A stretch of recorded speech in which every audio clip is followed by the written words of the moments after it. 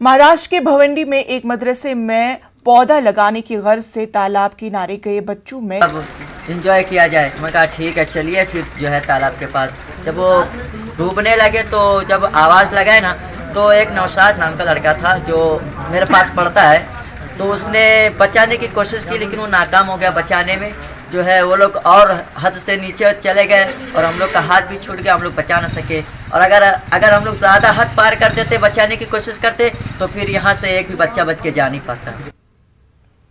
बिहार के सिवान में एक नौजवान को जिंदा जलाने का मामला सामने आया।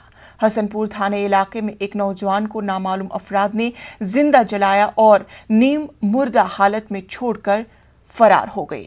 नौजवान को एक इलाकाई सहाफी बताया जा रहा है। नीम मुर्दा हालत में पुलिस ने उसे अस्पताल में दाखिल करा दिया। पुलिस छानबीन कर रही है।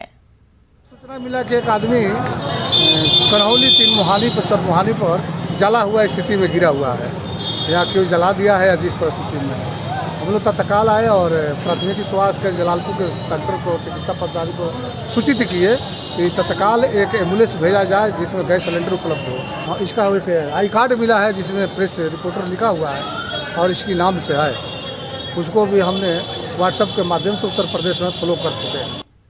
सयाहती मकाम गुलमर्ग के सरहदी इलाका